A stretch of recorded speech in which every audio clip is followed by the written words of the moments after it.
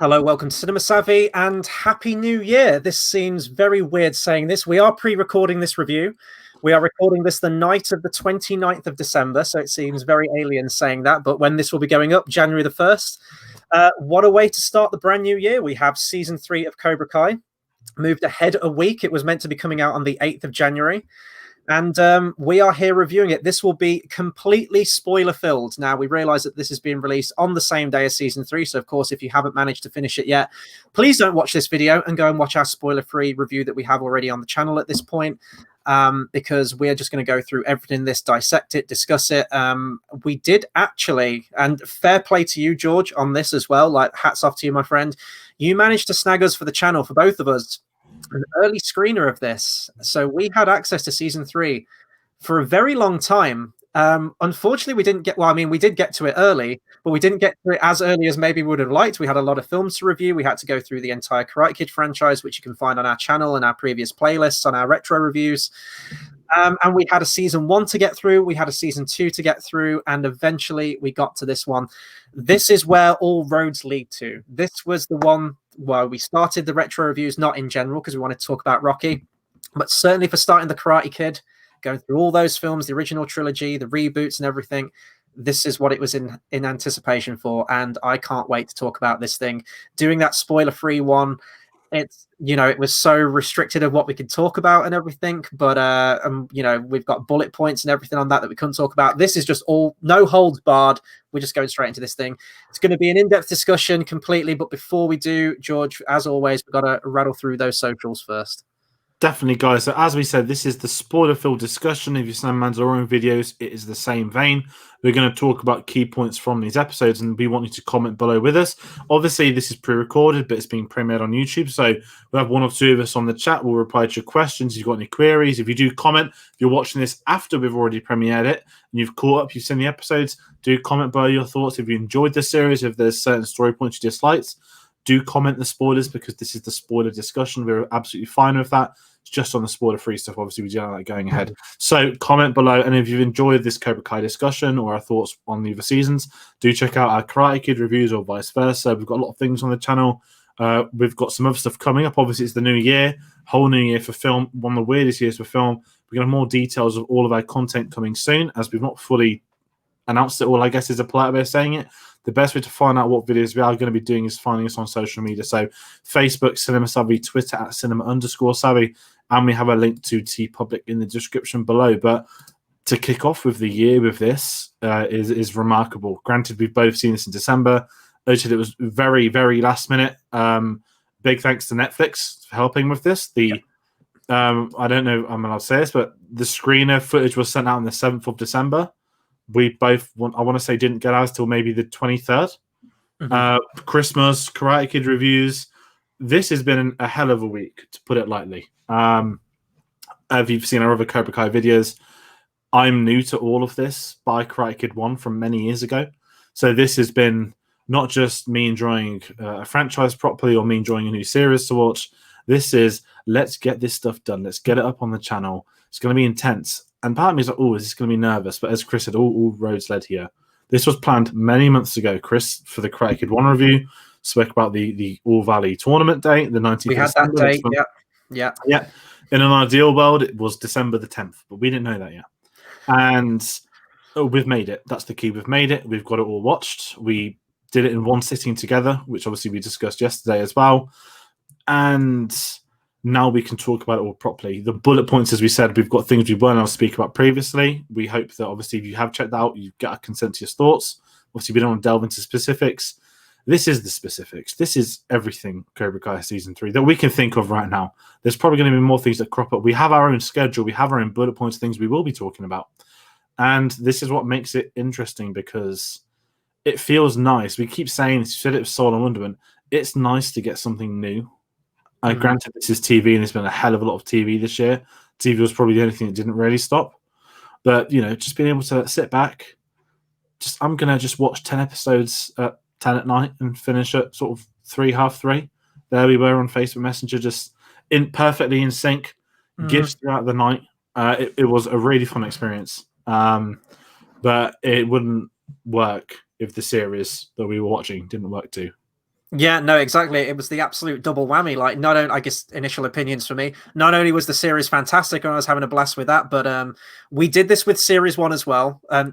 Unfortunately, we didn't get time to do it with season two, but season one and three, we bombed through it all in one sitting, and the memeage, the gifs, the messages back and forth, anticipating what was going to happen. That was all a part of it. Made it an absolutely unforgettable viewing experience for me for this and season one again. Yeah, it was great. So. I mean, sort of like the initial hype for this for me. I am a relative newcomer to Cobra Kai. I mentioned this in my in the season 1 and 2 discussion that we had. That I put it off for years. Everyone was hyping it up, and whenever someone does that, I always neglect it. I'll get to it at my own time. I do usually get to stuff, but usually, as it's always on like my own terms whenever I eventually get to it. So I watched this around. Well, season 1 and 2 was about, I don't know, middle of the year, like April time, I think. Whenever it came to Netflix, essentially, is when I watched it. I can't remember exactly when that was. And then I knew that season 3 wasn't that far away. It was like half a year or so that I'd have to wait to get it. Thankfully, Netflix released it a week earlier, and thankfully to you, we got it even earlier than that. But now I'm kind of in the same boat as everyone now, and now my watch begins until season 4 happens, whenever that's going to be. So I was hyped from the get go, and the trailer had come out for this thing. Within the trailer, we'd seen that a few familiar faces were returning from the franchise from the earlier Karate Kid films, specifically Karate Kid 2. And also, like, the ultimate cliffhanger from season 2 leading into this, I was like, where are these storylines going to go? So, of course, season 2 ended with Miguel taking a fall off the stairs at the school, completely just damaging his back and in a coma. Johnny Lawrence has just gone completely off the deep end, wrapped with depression. He's failed his student. He doesn't know where he's heading. And then we have this feud being set up between Miyagi-Do, which is now intensified, that someone's got absolutely just physically damaged, Miyagi-Do and Cobra Kai. And then, of course, Kreese has taken over Cobra Kai and has asserted himself as the new villain of the franchise. So a lot of threads were set up, and I did wonder if it could pay them all off. And I think overall it did. I think my initial opinions on this series in particular, I've watched it all once, and I'm halfway through it again on a second viewing. It's a series that is a slow burn for me. I don't think it's right out of the gate as much as the other two series were, specifically series 1. But this is a slow burn. But when it gets to that midpoint, there is an inciting incident. We'll talk about it in a minute. I think definitely when it gets to the Japan stuff, which is around episode 4 and 5, from that point onwards, it hits the ground running. And because it is so fresh in my mind, I don't know where I'd sort of stack this up against the other two if I was going to rank the series. I think season 1 is still my favorite. And maybe this is my second favorite, actually, because I love what it does with some of the characters. But I do think it's a bit of a slow burn. Those initial few episodes, I was kind of worried. I was like, oh, I'm not enjoying this as much. Like, I hope this hasn't gone too far. But as soon as it got to that point and we get those familiar faces returning, and we see there's flashbacks in the series, obviously, as well. When we start to see those take shape and where it's heading, this was an absolutely solid series, I thought. Yeah, and I'm with you on that. It was obviously someone that's very new to it. Did all 3 seasons in like a day and a couple of hours, and binging season 1, season 2 split in 2, binging season 3 on the spot. It feels like a blur, which is, I guess, a praise within itself. It doesn't differentiate from the other two to be, this isn't the Cobra Kai I know. It doesn't do anything too extreme or over the top. It feels like a perfect continuation of the series. Even time-wise, one of the things I haven't really spoken up for Cobra Kai actually is that season 2 set over summer. Season 1 set up till like the May time of the tournament. And season 3 is like 2 weeks after season 2 finished. So many TV shows and films. 1 year has passed because we had 1 year between production. This is so consistent. Even I guess that's a Karate Kid thing, because obviously it was 6 months and 9 months of the first two sequels. But I think that really helps the story. It feels natural. It's like, oh, why did they wait 6 months to bring this up? No, it just flows. And I think that's what makes this work. And I think you are right. This one does start off as a slow burner.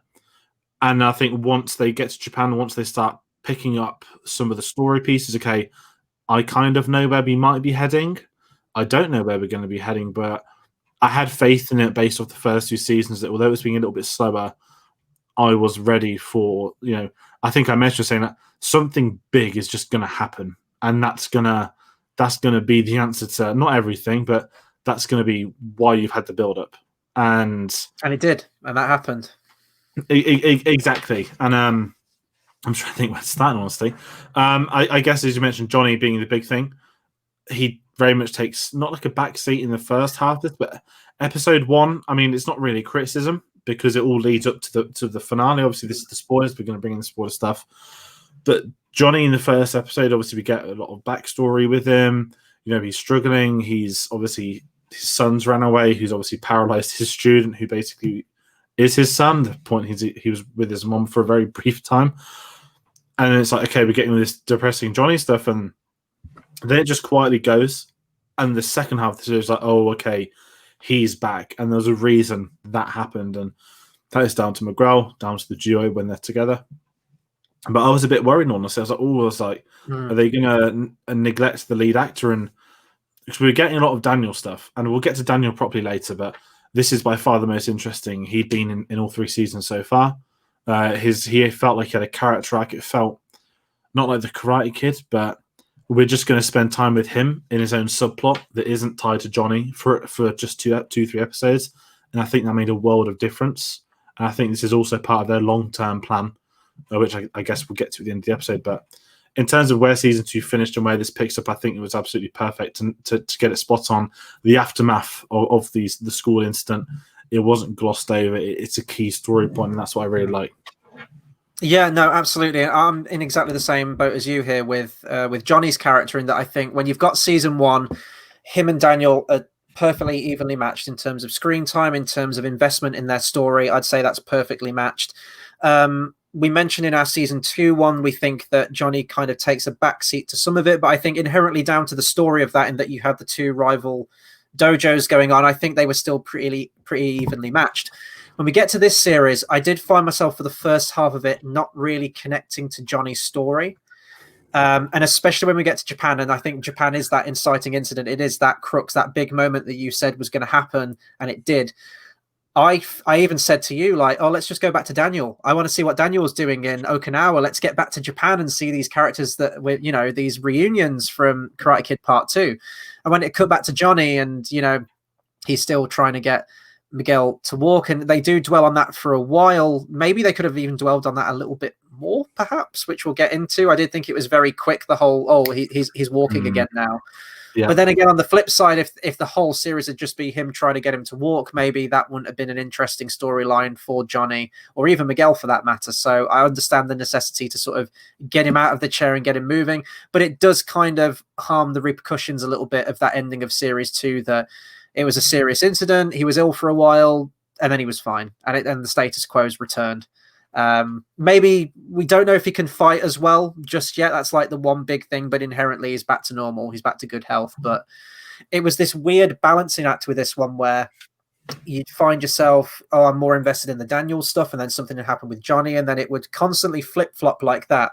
But I did find myself overall, I think, gravitating more towards Daniel LaRusso stuff in this, which is weird because inherently, like, we're not meant to hate Daniel, but certainly in series 1, there's an agenda there for you to connect more with Johnny, because he is the underdog, he is the put upon protagonist, and we see these sides to Daniel that maybe we didn't see as much, or we saw the seeds of them and what they would lead to in terms of his arrogance and the way that he looks down on Johnny and all the bad blood between them. But yeah, and the thing is, like, am I only thinking that and appreciating Daniel's stuff because that is inherently where the bulk of the nostalgia is with this series? When we go to Japan and, you know, we're seeing Kamiko again, we're seeing Chosen, we even see the little girl who is stuck on the mast during the hurricane in Karate Kid 2. They even go that far. It's that familiar territory. It's seeing these characters again, and that's the stuff that hits for me the most. That's like hits those pangs of nostalgia for me. So maybe I'm latching on towards that the most, and that's why I found Daniel's stuff more interesting, because then I'm jumping too far ahead now. We'll get into this more in depth. When Ali's reintroduced with Johnny, that was the tipping scale. I was like, okay, now I'm invested in Johnny's stuff again. So I don't know if it's all based on the nostalgia of it, maybe. No, yeah, I get that completely. The nostalgia was interesting because I thought that the Japan scenes were probably the best of the series. In all honesty, I really like the Karate Kid 2 when we did the video on it. I kind of appreciate the fact that it was more of a drama than an action beat. It was this quieter story in Okinawa, and I loved all that stuff, learning about Miyagi's family. And obviously, one of my criticisms at the time was the final fight, that it was so forced, it was so rushed, it didn't really work. When he goes back to Okinawa, you're getting those. I love the flashbacks in this because not even flashbacks are they? It's just let's just fade into the original footage. Let's not have just a voiceover. Let's not just have it on a small screen or assume that you all know. Let's just play the clip outright. And I think I really like those little bits, especially because Okinawa, we haven't been there. Because it's going to be in a short space of episodes, there's more things to show. There'll be people that don't know who might not have even seen Karate Kid 2 because Netflix only has the rights to Karate Kid 1 still. It's one of them where not only did it maybe have the nostalgia factor, but as someone new to it all, it felt the most, not karate of it's a terrible term, but Daniel's getting life lessons from Chosen. We get the amazing Miyagi letter. The best thing, not of season 3, of the 3 seasons, shadow of a doubt. And it is that connection back to the past, which I understand, but I feel as if it furthered the story for Daniel that you are right. He's not the antagonist of season 1, but it's this new perspective we have in season 2 is this 50-50 where the dojos are getting on too much. The students are failing their masters and Kreese is involved. And how season 3 going to counter that? And we go back to the car sale stuff with Daniel. And it's kind of, do we really want this? But it sends him to Okinawa and it's about those life lessons. And I think that's what the original film trilogy did so well, was the missing Miyagi lessons. And the fact we had one, I guess, via Chosen. The return of him was a humongous moment. We were kind of laughing because obviously he always smiles and he didn't smile until maybe the first 20 minutes of his second. So he's taken after his uncle more in this series, definitely with Sato. Yeah, and the car salesman stuff as well, because when we were watching it in hindsight now, at this point I'd only had sort of season 1 and 2 as a reference before I'd started 3, and looking at them overall and rewatching season 1 again, I was like, well, they set up this rivalry between another car dealership, and he's this absolute dick. He's like horrible to Daniel. But then that never went anywhere. And I was like, well, did they do that just to pad the runtime for like 10 episodes? In isolation, that didn't amount to anything. But now with season 3, we see that does technically lead into this. You know, they set up that rivalry in season 1. Granted, they didn't touch on it in season 2. I don't even think that his cousin Louis was in season 2, was he? I don't think. No, he wasn't. That was the baseball bat one. Yeah. So they go on, sorry. They just make the running joke that, oh, you know, things have got so bad, we've had to hire him who battered your car with a baseball bat and set it on fire. And that was a really weird side piece from from season 1. And going back to it, I don't know, sorry to jump ahead of what you're going to say, maybe. No, that's fine. It felt natural. It's like, okay, yeah, it was weird to drop it in season 2, but where these characters are in the story right now, I think you need a bit of that real life thing away from the dojo. And I think that's the purpose of it, that he does need to come back to reality. Yeah, and I think it's for the necessity of the storyline. I get why they do it as well in terms of, you know, they're on a budget. They can't have all this character bloat and just characters that they don't have anything to do. Speaking of that, there's a character in this, Aisha's character, who was actually kind of a major character, and definitely in terms of the supporting cast in season 1 and 2. They've written her out of this series. Now, I did hear the rumors of that. I don't know all the reasons as to why that was, whether there just wasn't any place for her in the story, but you know, the younger cast in this, they do take up quite a bit of the runtime in this, and that feud between Cobra Kai and Miyagi-Do, like that's probably all they have to do in this. So there would have been a place for her. I'm probably going to have to read up like a bunch of articles on that to see why exactly she couldn't come back. But as I mentioned, in terms of, it's a shame for the actress because I actually really liked Aisha's character. I thought she added a nice dynamic to it. But in the history of the Karate Kid franchise, it's no stranger to just writing out of character between films or just not even mentioning them at all. So I didn't mind that at all.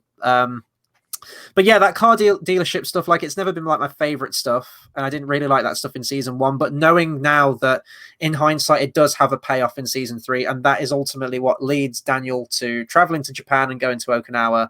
That's made me more okay with that slightly weird bubble tea scene from season 1, I guess. And of course, when he gets to Okinawa itself, I like that itself has changed and has developed over the years in Karate Kid Part 2, it was this beautiful sort of like fisher village. It was a very rural, small town. And then we see in this, it's been completely redeveloped and turned in completely urbanized. It's basically a shopping mall now.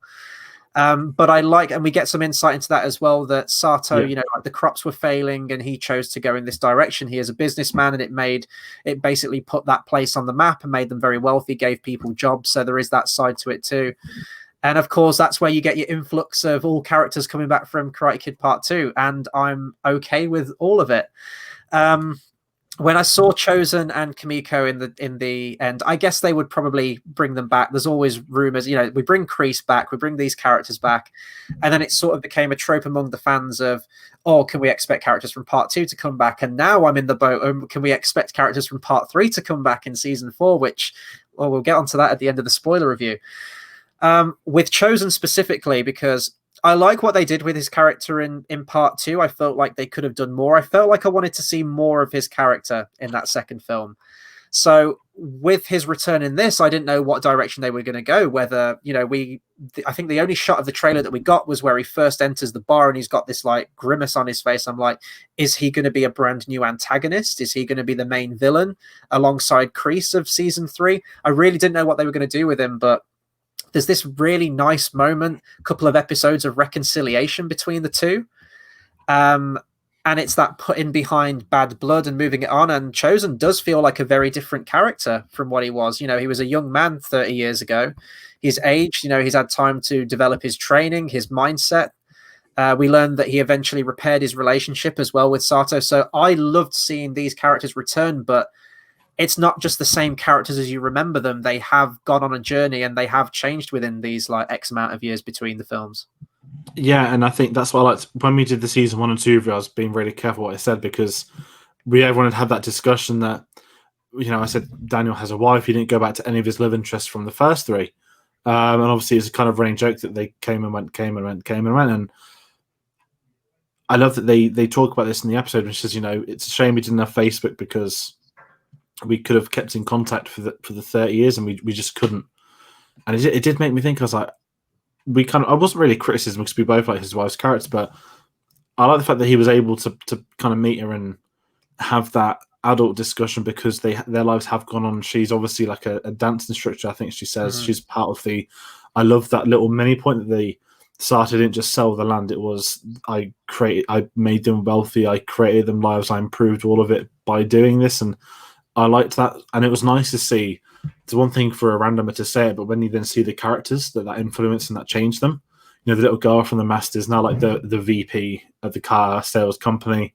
It's a bit convenient, but it's I was going to say it's fine. It's so convenient, but it's the whole like, oh, you didn't just come to Okinawa for no reason. You'd come here and something will happen to help, and you kind of assume something's going to happen work-wise. And the Chosen stuff was just phenomenal, because he's being so evil and you can't really figure out, is he likable, is he dislikable? And I think a big thing that comes from that is leading up to the reveal of, is he going to be a villain or a good guy? And we get the build-up, and then we get the sort of the laughter stuff. They bring back the honk joke from the end of the second one. They even play the flashback of it. And I think when you get to that bit, it's going to be a joke scene. And there's nothing wrong with it at all, because it's earned it.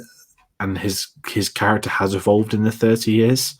He's not been this bitter 20-year-old that's smiling loads, and he still has those qualities. But I like the fact that it's the same for any soft reboot. When character development happens off screen, you're allowed to do that. And I think Rocky with Adrian and Paulie, I guess, in Creed, obviously won't get into that discussion, but stuff happens off screen with Luke. Obviously, Karate Kid off screen with a lot of them. I think you don't have to show everything, and I think that's where you get a payoff, because it's when you bring them on screen, how do you show they've developed? And I think that's what this gets right. Man, we keep teasing this Last Jedi discussion. That it's going to happen. It's going to happen at some point. we've teased this more than we did than they did with like Thanos in the MCU. Like, we've been teasing this for a long time. It's going to happen. But yeah, and like going back to Kimiko as well. Like one of the strengths of Cobra Kai as a whole, and it sort of like came to a head for me in these like few episodes, was the maturity the writers have for, maybe not so the younger relationships in it, because that's the stuff that I've never really been interested in. We mentioned in our season 1 and 2 review that season 2 doubled down on that, and it's not as interesting as the bigger picture of everything else that's going on. But the maturity that they handle the adult relationships, because it does feel very real. And I like that there's no moment of weakness in Daniel as well. There's no, oh, he's going to have an affair with Kimiko, or later on he's going to have an affair with Ali or something like that. We've both had a connection, but life went on. We went our separate ways. And it's nice that they get to share this moment together. There's a brief moment where they kind of like hint at like the romance thing where I think they both go to like reach. It's kind of cliche, but it's fine. Where they both go to like reach and touch something, and their hands like brush each other, and they kind of have this awkward moment together, which it's kind of a nice, sweet, tender moment. I don't mind that. And it's nice to see that they both did achieve their dreams and they did want the one to do, and they're both happy in their lives. Yeah. She hasn't. One of my favorite lines, actually, and this did kind of get me choked up a little bit when she said this, where he says that, "So I see you never got married. Like, was there no one? Did you ever fall in love?" And she says, "No, it's no one else ever fought to the death for me."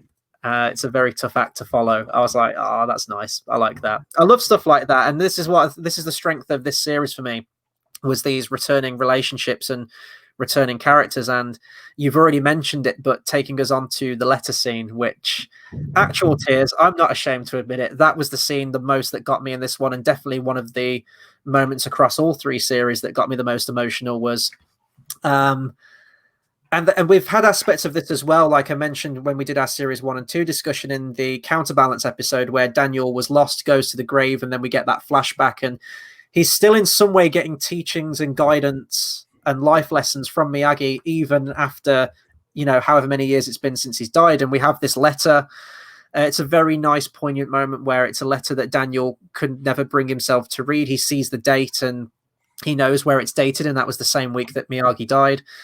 But it's also, for us, it's filling in information for us because we don't know much about that moment where Miyagi died. So it puts everything in context, who he was still in contact with. And yeah, I think that Machio plays it beautifully. And I need to bring up a name as well. Let me find a name on here. The one who plays Kamiko. Tamlin Tomita, I think she plays it very well as well, where she's sort of getting emotional as she's reading the letter too. And that scene broke me. That was the scene that did it. Yeah, that's the standout scene. It's so well written. And I think take both their performances together, Daniel reacting to it, it's him receiving another lesson, it's Mr. Miyagi's final message, and it's him hearing something new, and it's the way she delivers it, the way she reads it, when she would like look up with her eyes. It was all in the eyes and in the voice, that performance. But the key of everything is the letter itself. Take that on a bit of paper, read it. It reads as if Mr. Miyagi would write that. You get some films that might do something like that. It's like they wouldn't have said that, or feels a bit off, but I could imagine Mr. Miyagi saying all of that. Especially the little things where it's like, he writes this really nice speech. It's like, just saw it on TV advert. And you can imagine like the Mr. Miyagi laugh at the end of it or something. And it was so well done. It's a bit where he talks about that he found a family. That was the bit that got me, I think, the most, where he talks about Daniel. It's like, it doesn't mention Hilary Swank in that letter, does it? No, it's all about Daniel. Like, let's forget her. Like, he met her once, but Daniel was where it's at. And the bit that got me the most, where he says, like, I'm now a grandfather as well, essentially, with Samantha. I was like, it's the translation where he's like, what does that mean? She's like, grandfather. And it's when I think the performance is so good. That's going to be I think I've seen a lot of people revisit very often with this, and it was just perfect. And I think, I know this one's even more stupid, the whole build-up of the Japan story arc is to get to that letter. Yeah. If you'd have messed up it on the way, if you'd have messed up Chosen or the city or anything, I don't think that scene works. But because the whole of the Okinawa stuff was so well written, so well played out, not too much of it on screen, not too little of it, it was all built up to that exact moment, and it's just phenomenal. I'm getting emotional talking about it now. God damn it. And I watched this a second time, and it still got me to that place as well when I've been doing my rewatch of it. But I think the last thing, I think we're going to have to leave Japan now, unfortunately, even though it's one of our favorite bits of the series, is the final goodbye to Chosen. And I mean, this is kind of, in terms of screenwriting, it's very easy. It's like, oh, here's this magical, mystical scroll, the one teaching that Miyagi never taught you. And I'm giving it to you. And it's like, well, this is going to come back into it later, surely. And it does. But that's in typical Karate Kid fashion. In the first film, it was the crane kick. In the second film, it was the drum move, the block and the hit. In the third film, it was the kata that he learned. So there's always a technique that gets learned in some way. And I think even Cobra Kai has done that as well. There was the one-hand balance kick from season 1. There was the wheel, the balance in series 2, and now we have this one in season 3. But it does get used to in a very effective way at the very end of the series. But before we get on to that, we have a lot of other things to discuss as well. Where do we jump to from here then? Should we talk about the younger cast here? Yeah, we spoke about Daniel and Johnny. I think we should talk about some of the young cast because we spoke about Miguel as well. Two dojos. I don't even know where to start the young cast. I guess if you look at the ending of season 2, you've got the fact that Miguel was kissed Sam at the party, and that I keep saying Taylor, it's Tori. Obviously, Tori's seen it. So we're now getting this divide, and people have gone their separate ways, and we now have the definitive line, the most definitive it'll ever be, of Cobra Kai versus Miyagi-Do. You have everyone's picked their allegiances. You've got Hawk and Taylor. Sorry, not Taylor. Hawk and Tori basically leading Cobra Kai versus Sam and, well, not even Robbie, is it? It's basically just Sam, and it's like the leftovers. It's like the Age of Ultron trailer. It's like they're scattered, they're all lost, and I like the fact that Cobra Kai is relentless, and this is Kreese at his finest. He's created the war, and the war this and war that, and it gets very repetitive. There's some really good scenes. There's some brutal scenes. The mice to the Cobra is a bit gruesome even for TV. But we kind of spoke on the chat about Hawk that we kind of laughed that he was the nerd who did get bullied, and out of nowhere he had a mohawk. It was funny. And then in season 2 he turned into Bane.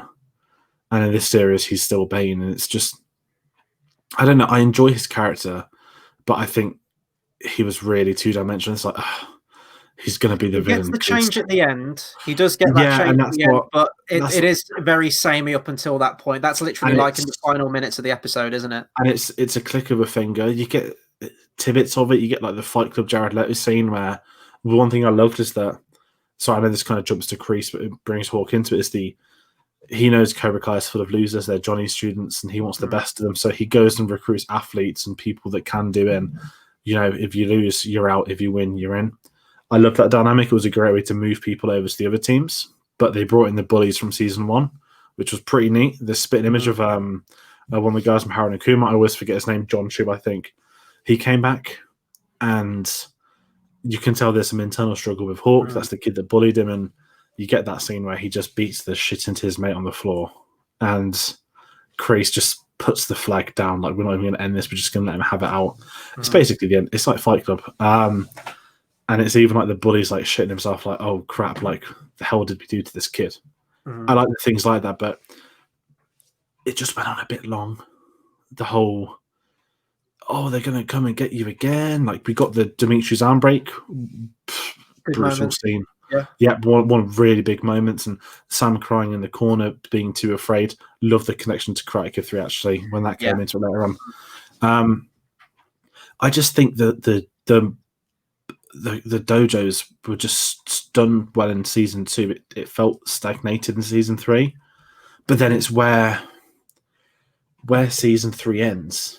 That's the thing. That's kind of like the season 2 thing for me as well. Like, it's the lead up there is really long and kind of samey and boring, but it has a point when you get to the end. That's why it's frustrating. And that's why it's hard. I mean, I know we're all over the place. Jumping to the final bit, I messaged like, I wanted an All Valley tournament, and it's not entitlement. It's like, you didn't do it in season 2, which is great because it means it's not repetitive. Season 2 had this like, the fight. Where is it in season 2? The final fight. Oh, it's the school. The school. Yeah. It's like, okay, season 3, it would suit being a tournament. You've got all these different storylines that could come together and connect, and these personal rivalries. Brilliant. Let's do a tournament. And then it's like, oh god, I think I missed that. Okay, so we're having a house fight. Brilliant. But then it gets the final scene, and I was like, the tournament's coming in season 4. All is forgiven, because now you said all roads come to this. That's the tagline for season 4, I think. Or the All Valley tournament 2022 is probably going to be insane. That's going to jump in over. If you spam a tournament, I know we'll probably talk about it again at the end as well, like where all the characters end up. But if you spam a tournament, there's a tournament like every season, it would lose its impact. It would get way too samey and it'd get boring. So, as I have my reservations about the season 2 ending school fight. I do think it goes on a bit too long. But I get, if you do want like a big punch them up at the end because it is, a Karate Kid series and you need karate in it, you need fighting, then I can understand that. But It does tee up a tournament, and I did think it was coming this series as well. And when we got to that final episode and the house fight just kept going on and on and on. And you were even saying to me, like, are you sure we're on episode 10? Because, like, there's meant to be a tournament. When's the tournament going to happen? I'm like, I swear this is 10. We've got like 10 minutes left. It's going to be the shortest tournament ever. But yeah, where they do leave it off in going into season 4, and that is going to be your big finale. The perfect bookend as well. You had your tournament in season 1. You have your tournament in the final season as well. This is the weakest aspect of this series for me. Now, as I mentioned, like the first few episodes do feel a bit meandering, especially with the Robbie stuff. Like the first couple of episodes, it's Robbie's gone missing, and we've got to find. He took this truck, and we've got to find the truck. And they're driving, and then we've got to get information first from the 2 crooks who wanted to break in, who Robbie used to hang out with. We get information from them, and then that leads us to this place, and then we find the car, and then they beat the guys up in the car, and then they ultimately come back, and Robbie's just happens to be there. So there's a lot of that going on in the first couple of episodes where it feels meandering. It feels like it's taking ages to get anywhere with it. And even Robbie as a character, I always talk about him getting sidelined. I think out of all the series, this one was the one that probably sidelines him the most. He's just in some kind of like juvenile detention hall for pretty much all of the season. And then I think it went by like a whole bunch of episodes where we were just watching it and you were like, what happened to Robbie? And I completely forgot about him. It felt like the showrunners had forgot about him too. Obviously, he's brought back into the end, but it feels like it was almost a little too late at the end. I like where his character is, but I would have liked to have seen more of those moments between him and Kreese and sort of developing him and that sort of Palpatine-Anakin dynamic and corrupting him, which we get at the end. But because we haven't had much Robbie, and the Robbie stuff that we've had is basically just him getting picked on in prison, essentially, it just wasn't very interesting, which I thought was a missed opportunity. And the rest of the cast, the younger cast, it is incredibly samey. It's just Cobra Kai picks a fight with Miyagi-Do. Miyagi-Do picks a fight with Cobra Kai. Cobra Kai retaliate, and that's literally all it is. It's like petty squabbles, petty fights on the playground, on the school field, wherever it happens to be.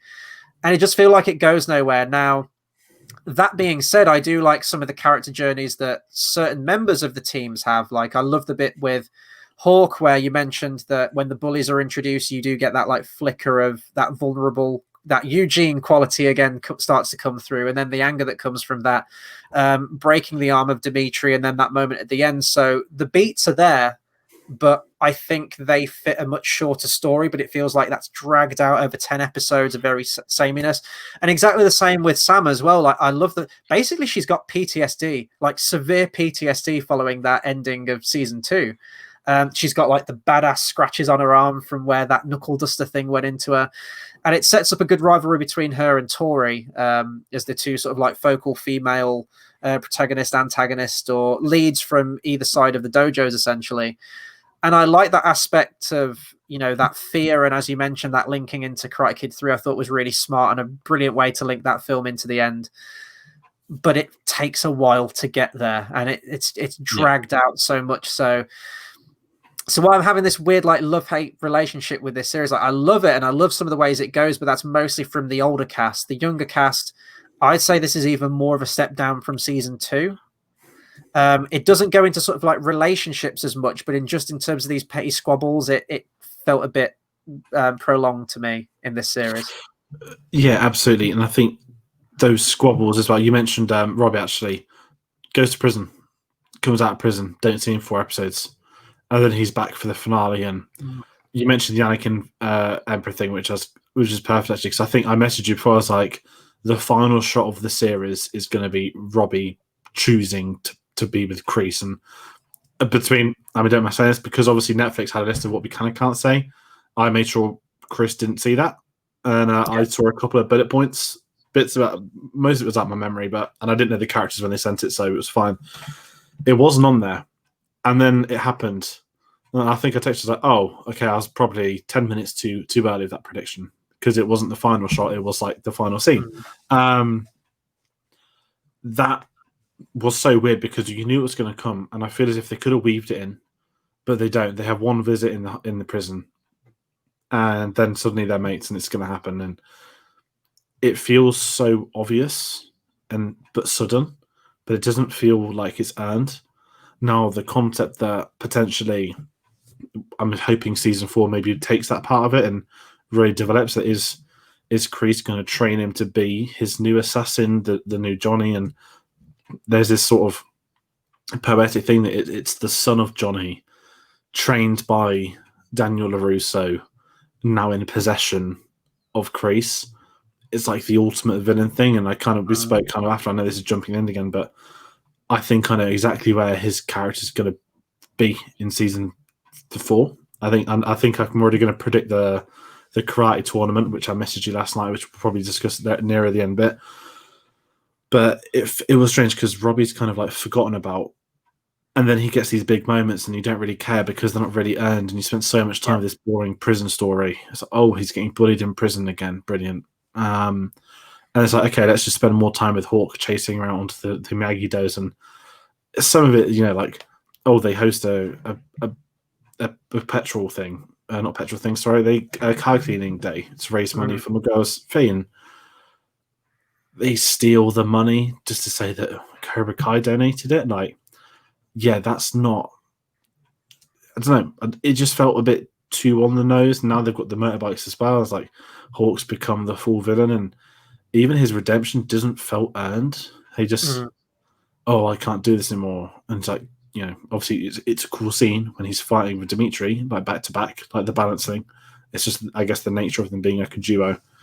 But the student stuff just, it's what he said. You want to go back to the adults. The adult stuff's more interesting, and it's not even that it's because they're adults, because we've known them for 30 years.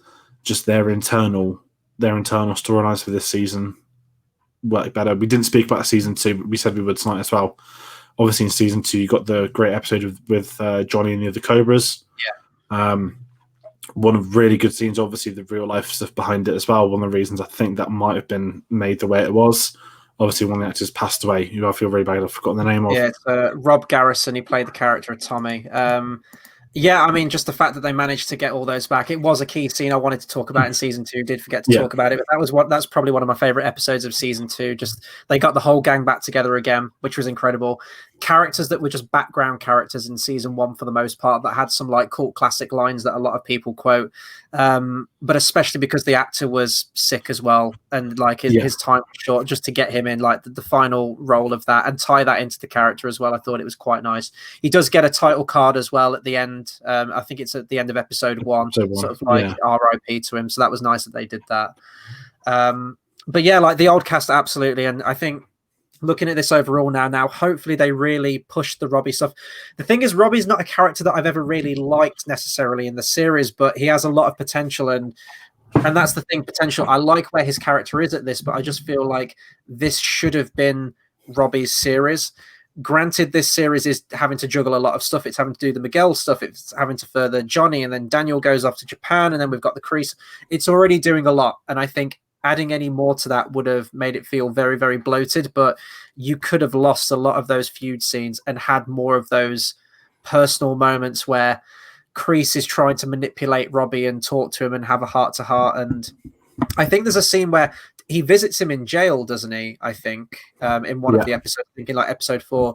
I don't actually remember ever seeing him that discussion. I don't actually remember. Is there a scene of them talking with each other? I'm going through a rewatch at the moment, so maybe there was, and I've just forgotten about it. But nothing stands out in my mind between a scene for them. I feel like there was a scene, but I can't remember it, and it was quite obvious where it's going to head out. That he has this discussion, and when the other two come to pick him, they've not been there for him. He's got this beef, so we know where he's going to go head. So I remember there being a scene, but it wasn't on the level of some of the other scenes we've had, especially with Kreese. Kreese is some. I know it's a good segue point. Some of Kreese's scenes in this series are unreal. Let's start them. This is his series, in my opinion. This is Kreese's season, fundamentally, more so than Johnny, more so than Daniel. This is his season, and the amount of stuff that this season does for his character overall completely revitalizes the character, in my opinion. And just there's so much added information that we get from this season. Season 2 ends with him as the big bad. I've took the dojo. I've took your students. I've took everything from you. Get out. And how do you want to nurture a villain? Do you want to keep him as this 2-dimensional villain, or do we want to learn more about him? Enter the Vietnam flashback, something we're told about in the films, something especially with Terry Silver, our good friend. We get a slight bit of insight into the third film, season 1 and 2, little tidbits here and there. but we never really got to see it, and we kind of had the Kreese origin story across the series. I love these kind of mini. I think Mandalorian season 1 had it great with Mando. Every couple of episodes, you'll get a couple of minutes here and there, and it all adds up. And even if it's 15 minutes, he changes everything. Obviously, we learn that he was someone that was bullied by Navy people. He had a girlfriend he liked. He went into Vietnam. He made some mistakes. His whole team was took as prisoners of war because of him. And he'd failed the marshal that trained him. Not marshal, the military leader or whoever it would have been above him, his captain. And I know I'm kind of rushing through it, but we learn about why and how he became the way he did. The fact that his girlfriend was killed in a car accident. Yeah. The fact that it was hidden from him. His leader chooses to tell him that as they're about to have a fight to the death to try and keep him unbalanced. How do we? And this is just the flashbacks, and we get the origin of Cobra Kai, a pit full of cobras, which you predicted way before it even happened, and it was just perfect because I feel as if I know everything I need to know about him now. I understand how he became the way he did, why he became the way he did. And when he talks about what happened to Vietnam, it's not the normal type of Vietnam stuff that you hear, not to discredit anything like that, but it's clearly his relationship with his girlfriend that was killed, and he found out via someone using it as a weapon against him, and it's the strike first, strike hard, no mercy, and he truly is no mercy. He could have saved his captain. They have obviously people come to save them, as you've all seen it, and he just stamps on both of his hands to let him fall into the pit of cobras, and that's how you form a villain. We already know this isn't a guy to sort of mess with, but like cold-blooded, like what's it even called when you turn on a leader in war? Is it? It's not treason, is it? Mutiny. Would it still be? Yeah, mutiny? it's like mutiny. Yeah, and it's just like, and he did this, and at the same time as him doing this, sorry, I'm jumping to the end if you want to talk about Vietnam too, but we then get a vague origin of Terry Silver. That's a lot. That's a lot. Let's backtrack a sec. Let's backtrack a sec. This, as I mentioned, this is Kreese's season for me, and I never thought, even with Cobra Kai, that we would get Vietnam flashbacks. I thought it would still just be hinted at, and the amount of stuff that this just, as I mentioned, now when I go back to watch Karate Kid Part 1, completely different impression of him. We know it's hinted at, they talk about Vietnam, but they never go into specifics. But it does kind of explain his sort of militaristic style of teaching his students, and that was basically it fundamentally. And then in 3, we know that he saved Terry Silver a bunch of times in Vietnam. They were war buddies. That was it.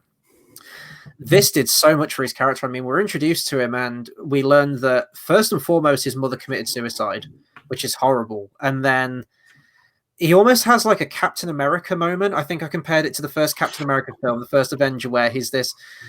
Granted, he's not as weedy as Steve Rogers. Steve Rogers, right? Steve Trevor, Steve Rogers. There's a lot of Steves. Not as weedy as him, but it's that same kind of color palette, that sort of desaturated look where it's set in a period kind of time. And he's just trying to save the woman who's getting slapped around in an abusive relationship. He's trying to do the right thing. He is inherently a good man. He enlists.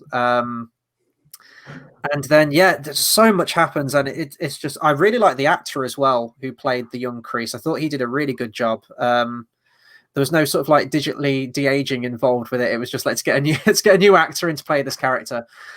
And there is a character. There's sort of like a group of them that get captured and become prisoners of war. And there's one with sort of long black tied back hair, and I think that was done that had to have been done intentionally. I said to you, like, that has to be Silver. Like, again, he doesn't kind of look like him in the face, but it's the black hair.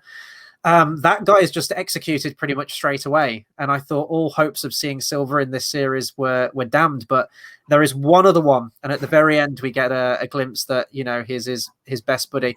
Does he call him specifically Silver? I can't remember. Does he call him by name Silver, or is it very much hinted that it's him?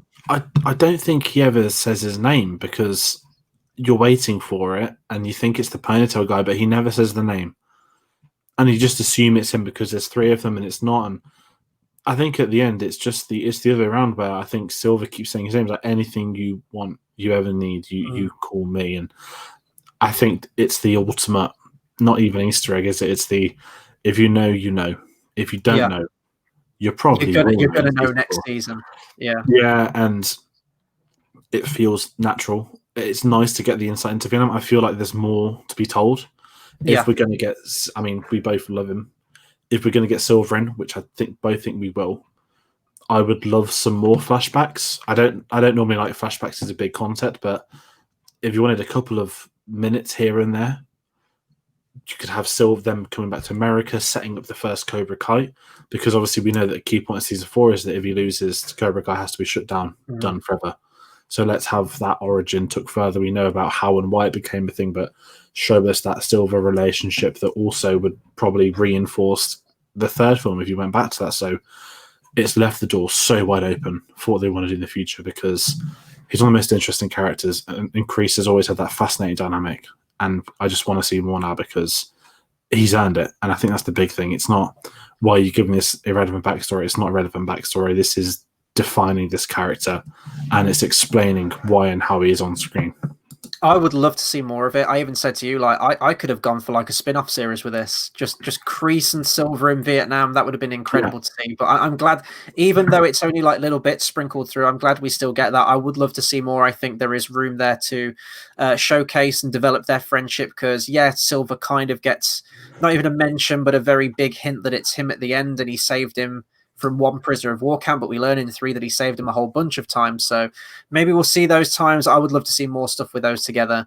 And this might be sort of like a big, this slightly hyperbole with what I'm comparing it to, maybe some would say, because this is fundamentally the Karate Kid. But I'm going to compare like how the ending, the conclusion of that flashback and how it's edited with the conclusion of what's going on in the actual dojo.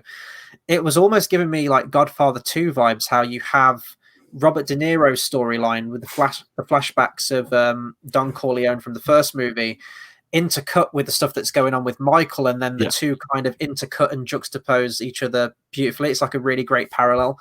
I loved how it was cutting back and forth in the final fight, where we were seeing ultimately the origin story of the Kreese that we know, and then everything that was going on in the dojo as well. That might be a bit out there with the comparison, but I did really like the vibes that was it. What they did with the editing as well. There's some really cool shot transitions in this series as well, which I noticed probably more than any of the other series as well.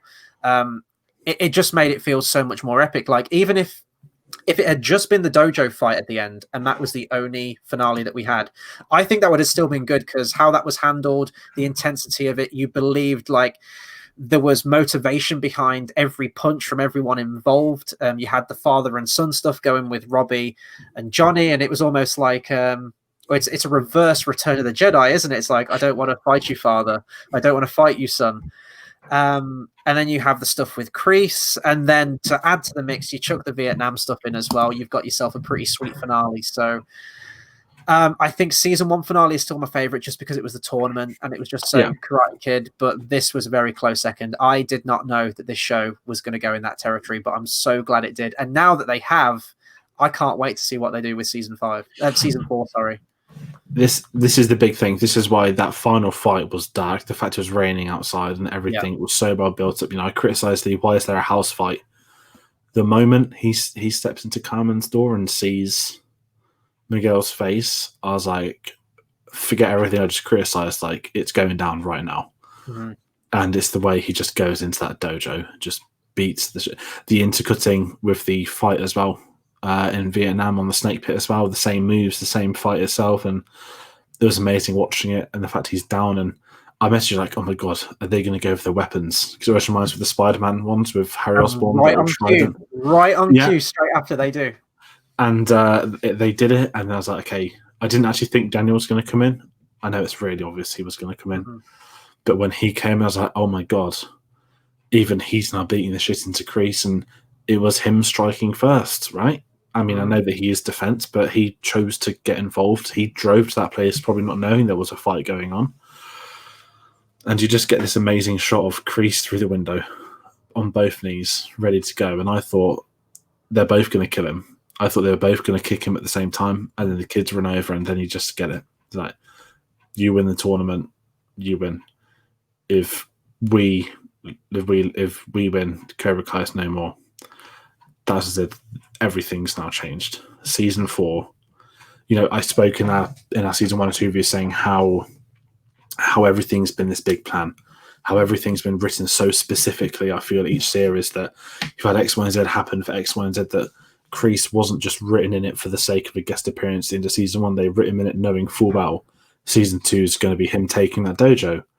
But then they must have had season 3, and I think this whole thing's been this master plan of years in advance. And it's nice to have a plan, isn't it? I'm looking at one cinematic trilogy that could have benefited from a writing team like this, maybe. But the TV show does, though, the other one. That's true. Yeah, that's true. And lessons were learned. But I think the big thing with the Karate Kid stuff for this is we know where we're heading. We've got a major character arc with the dojos. We've got the love quadrology thing. You've got Robbie, who's going to get with Tori, and Robbie was with Sam, and Tori was with Miguel. Miguel was with Sam, but back with Sam. We're going to get all of this crossing over. So my bold prediction, this is what I messaged you. The semi-finals of the All Valley is going to be Sam versus Tori, because this has been built up big time. Mm. We're going to get Miguel versus Robbie, which is going to be the rematch of the first one, and also the student versus the son. The final is going to be Sam LaRusso versus Robbie Lawrence. Is it Lawrence? I always forget the name, Lawrence. Yeah. Johnny Lawrence, yeah. Because it's Lawrence's kid versus LaRusso's kid. It's the Cobra Kai student versus the Miyagi-Do student. It's Cobra Kai dojo versus Miyagi dojo. Everything's going to come down, and it's going to be a rematch 36 years later. It's like, how we spoke about the Creed 2 review, right? We said that the final of the Creed trilogy should have been Drago Jr. versus Creed Jr. This is going to do that, but they've built up to it for 3. Place. Yeah, and they've built up to it via a TV series. Everything leads to that next year, whatever year it's coming out. I think that's going to be. I think that's going to be the semi-finals. I think that's going to be this. I think that's going to be the semi-finals and final. Apologies if I've ruined it for you all. But story-wise, that's the place to take. I just want to see some insane karate in the way. We will come back to this review before season 4 comes out, and we will go through this again, and we will check these spoilers, and we'll see if your predictions are correct. Looking through it again, there's really only one big thing that we haven't talked about this, and it is arguably, I don't know if it's the biggest thing. For me, it was the biggest thing. We knew that it was coming at some point. I didn't know whether it would be this series or whether they would tease it again and she would be in season 4. It was a question that we were asked on our season 1, season 2 discussion. We couldn't answer it then, but we can talk about it now.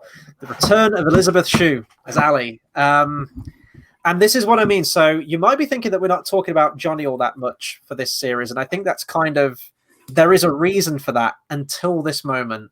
This was the bit where, as I mentioned, like the scale shifting back in Johnny's favor for this. We got her back, and I was losing my mind because Elizabeth Shue was right there on screen. Ali was back since 1984. And she did everything that I thought she would. I said to you that she's going to be like the cat amongst the pigeons. She is going to stir everything up in this. And she did. She makes it very obvious. She is still that same sort of very flirty, kind of flighty woman that I think deep down loves the attention and loves causing things. She was never that kind of girl in the first one, but in hindsight and continuity of the series, you kind of get that impression that she is. She makes it very clear from the off that she is available. She is on a break from her husband. I don't think they're divorced at this point. I think they're just they've split up for a while.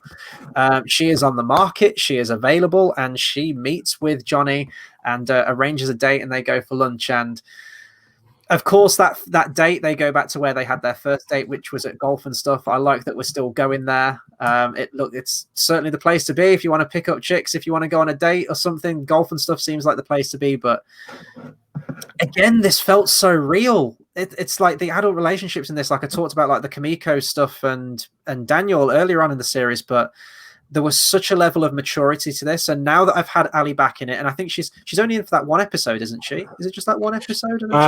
She's in 10. She comes in at 9 and 10. So she's in both of the last ones. It's just enough to the point where if she doesn't want to come back, they leave it open where she can come back in 4. But if she doesn't come back in 4, then I'm happy with where they leave it. It's a very you kind of want something to happen between her and Johnny, and you see the two together when they're on their date, and they have great chemistry together. They look great together. Right before this point, though, Carmen has made advances on Johnny, and I'm kind of rooting for that as well. I want to see Johnny get with Carmen. She is definitely sort of like the best pick of the two, I think, in terms of like a future of someone who he has a connection with. But Ali is there, and she is fiery, and she is feisty, and she is ready, willing, and able. But then you have that moment, you think things are going great, maybe something could happen between Johnny and Ali, and maybe we'd be okay with it. And as soon as they get to that country club again, and you see her across the room talking to Daniel, chirping him, and she's flirting with him and everything, it's just like, this is just the ultimate betrayal in that one moment. And then, of course, that kind of kickstarts another little feud and banter between Daniel and Johnny, sort of almost like a dick measuring contest to try and win her affections, which is weird because Amanda LaRusso is there at the table and kind of that, but she seemed oddly cool with it. Like, I thought there would be more drama here. I thought there would be talks of divorce, talks of, oh, you're seeing her behind my back kind of thing. And they really kind of just right around all that stuff, which I'm kind of glad they don't, but maybe they could have done more with it. I'm not sure. What's your take on it? It was weird, but then I think because we've kind of got to know Amanda, it's that she knows that nothing's going to happen. She knows it's just them two just being morons with each other again. Is when she takes Ali away and she's like, I'm going to talk to you about some things. And I quite like that, because if she'd have got jealous and over the top, I don't think that would have worked. And I think it wouldn't have worked if Daniel was suddenly trying to cheat because it's his old girlfriend. What I did love is going back to that season 1 stuff where, we kind of expect that they give us a different point of view to Daniel. And Ali says, well, I was talking to my mate and you thought I was sleeping with him. And I did warn you about the brakes on the car. But I hope you didn't go to Mr. Miyagi and say that Ali destroyed my car. And I was just there like, they did it again. Yeah. And it's his reaction with it. So I was like, that was perfect, because also it politely writes her back in, I guess. They could have said, yeah, I did trash your car. Yeah, I cheated. I mean, obviously it'd be a bit unfair because they both still like her, but that was a really nice sort of moment. And it's that kind of like Johnny like laughing thing again, like, this guy's a dickhead. But she was, I liked the whole thing because she said, didn't she, as well? She even says it, I'm the winner. You've got your story, but I'm the only one that actually has the truth to both sides of it. And I guess that's also us as the audience now that we're in it with Ali. We've had both points of view, so for us to decide. And, it's what she says to them that we already know. You two just don't want to know, like, how alike you both really are. And I think that's the key, because the final scene jumping into season 3. It's obviously them teaming up. But I loved her role in this because it wasn't, we're bringing it in because she's Elizabeth Shue and she's popular. It was like she had a purpose to be in this episode. She developed both of their characters, and she reinforced we're not getting a love triangle with Carmen either. We're just going to get Johnny with Carmen, and Ali's come in to be this moral support character who might crop in again next year. Yeah, and she brought them close together. I love the final moment as well on the stairway where you're expecting a kiss. They went in for a kiss earlier and it was interrupted, and you're expecting it again, but it's just a polite, friendly hug. You've got Journey's Open Arms playing in the background, which was incredible. I didn't even mention the soundtrack to this. There were so many of my favorite songs in this series as well. Just going all to like those 80s songs again that I love. Every scene feeling like a music video. I loved her inclusion in this. I thought Elizabeth Shue played it brilliantly, sort of like stepping back into that role, because we've seen her play many different roles. Like, in The Boys, completely different to what she is in this. Very, very different character. I believe she was in, now I need to double check if it's her, because I'll make myself look very stupid if I say it's her and it's not her. I think it is. Is it her? It is. Leaving Las Vegas. She was in with Nicolas Cage. Fantastic in that again, like another, probably one of her best roles that she's ever done. And then see her in this, and it looked like she was happy to be back. It was nice seeing her reacting and interacting with all of, like the familiar faces from the earlier films. I'd love to see her back, but as I mentioned, if I don't get any more Ali, then it's fine. She's kind of served her purpose, bringing them together. And she, we have some resolution to her character, and we know a bit more about her post the events of the first film.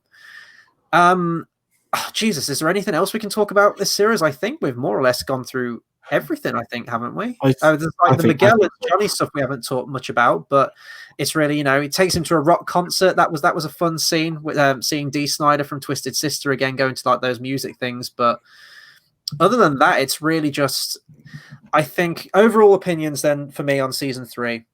I think it's a solid series. I think it's a slow burn. I think it really kind of hits the ground running around sort of like episode 4, episode 5 mark.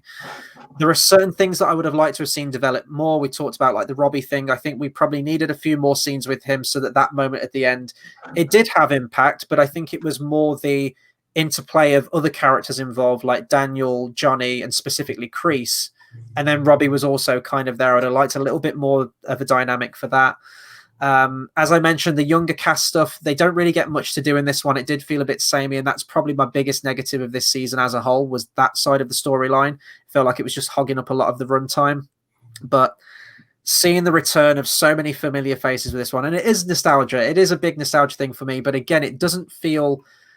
Maybe the little girl from the hurricane scene was a little bit crowbarred in. I'll concede that point. But nevertheless, it was fine. I'm okay with it. But the nostalgia doesn't feel like it's done just for nostalgia's sake. Yes, it is. You can clearly tell that the makers of this, it's an absolute love letter to the original Karate Kid trilogy. They must love it themselves, and they themselves want to see these actors return and continue these characters. But the returns, they're written so well. They don't feel like they're arbitrarily crowbarred in. They all have a point in the story.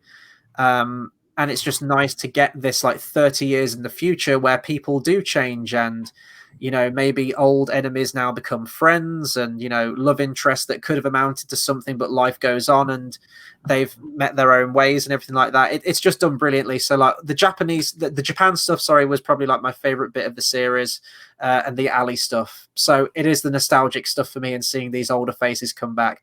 That was my biggest takeaway, but I thought it was handled perfectly.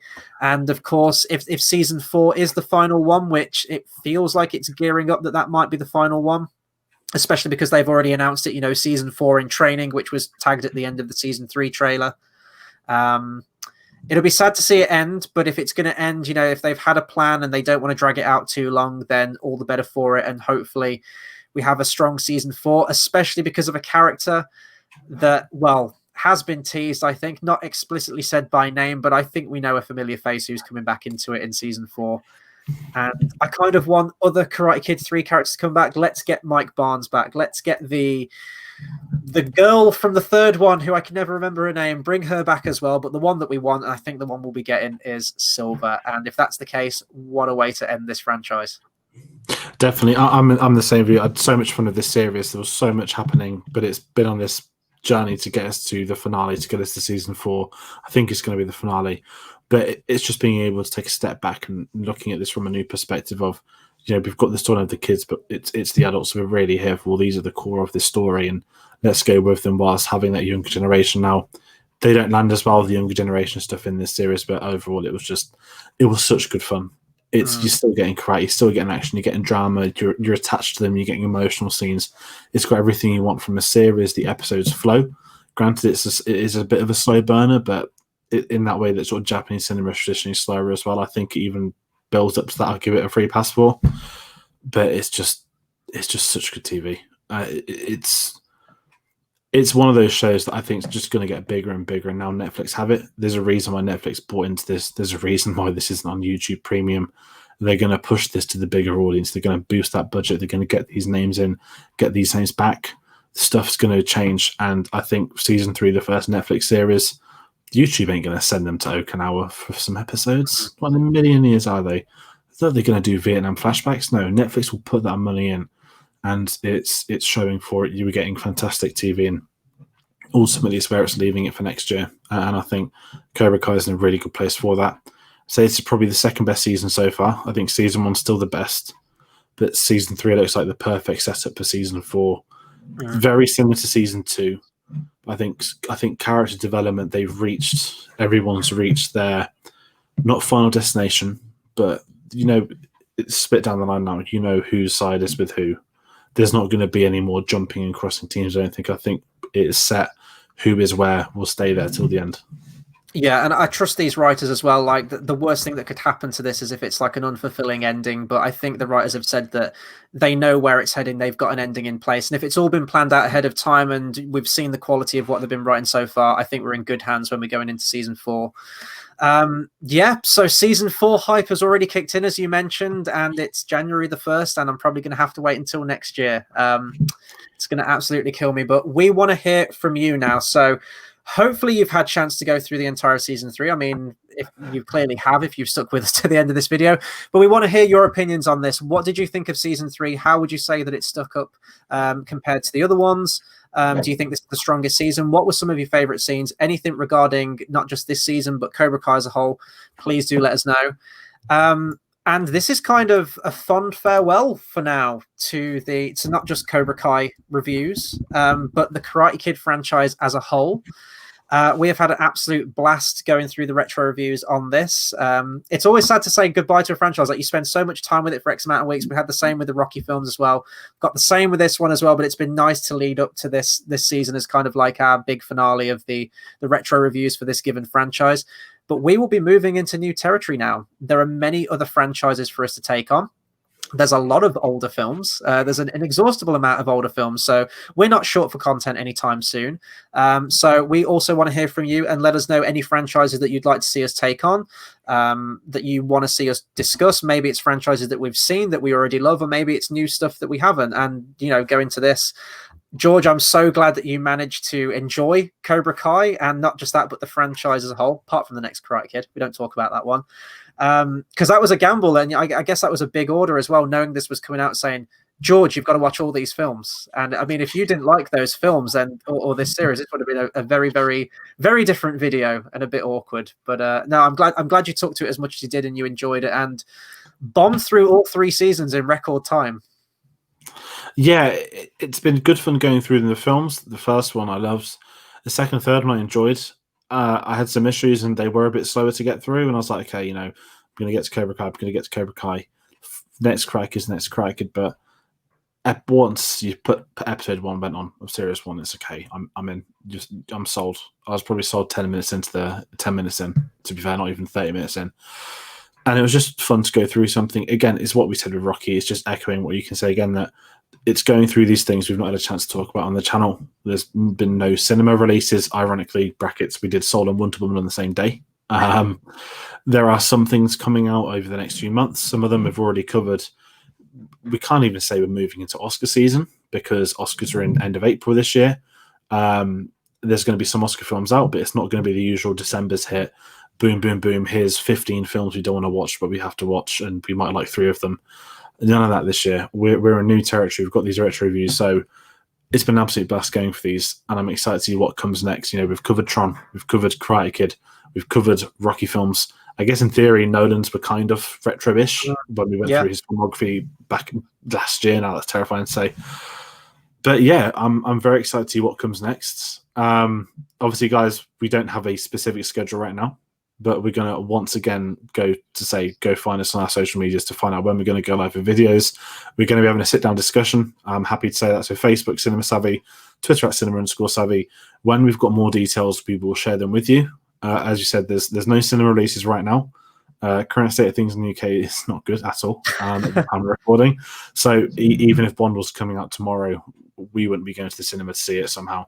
So leave that with us. We'll keep updated of what's coming out and when we're going to cover things. Mandalorian has finished as well, which is also sad. So we will be back. I think we're going to have a week off, politely put.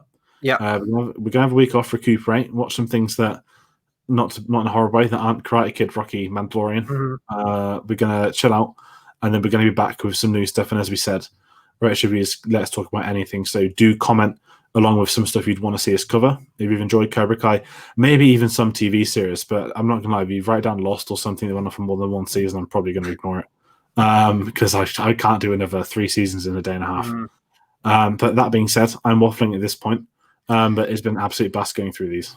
Here's where we get that one person recommending the Jaden Smith remake. We're going to take a break from Cobra Kai. Maybe that'll be one we come back to in the future, but I don't expect that anytime soon, I don't think. But maybe in the future. Never say never. This has been a blast to talk about. Really enjoyed going through these again, and we hope you've enjoyed going through them as well.